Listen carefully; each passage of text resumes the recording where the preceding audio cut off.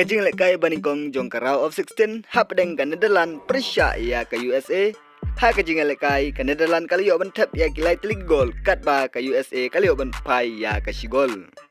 Haba pai sya kajing lekai ka Netherlands tangha kelas tap kaliyo ban tap hadu artelig gol kata leba umepes dipe ha ka menit ka bashpau bat udah leblan ha ka menit ka basopsan plus way. Detat ha ka kalamit hap deng kajing akun ka USA kaliyo ban tap ya ka sigol lemba u haji fraj ha ka menit ka ba nyopon riu.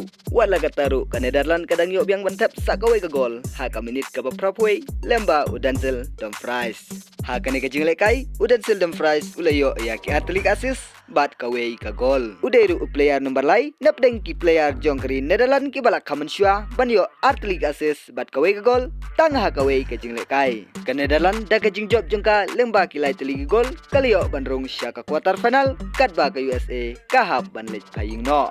Habang ipai pat sya kajing lekai mene step hap deng ka Argentina Persia ya ka Australia.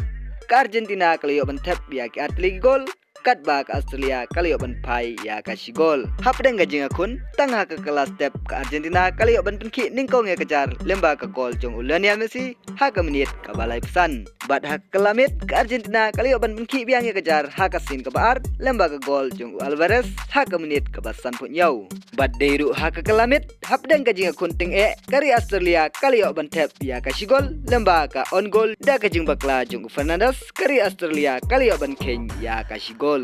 Hadu bakut kajing lekai ka Argentina kalala ban pelim ya ka Australia da argol la sigol. Bat kalala ru ban rung sya ka quarter final. Haba pai sya ka Australia da kajing remno jongka kalahap menit paying bat kaladu ban rung sya ka quarter final.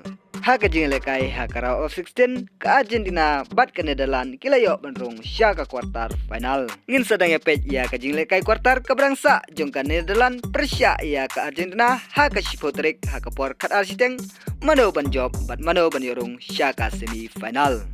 Habang ipai pat kat kum ka fixture ka Netherlands bat ka Argentina kilayo rung sya ka quarter final kat ba nak wei pat kaliang ka Japan Persia ya ka Croatia ka Brazil Persia ya ka South Korea mano ban yorung sya ka quarter final. Pila ban komen hapo comment section mano ban yorung sya quarter final. Sungguh bah subscribe ya ka channel lada pimpat subscribe na bentagi wei pat video bangin sapen mi kublai shibun.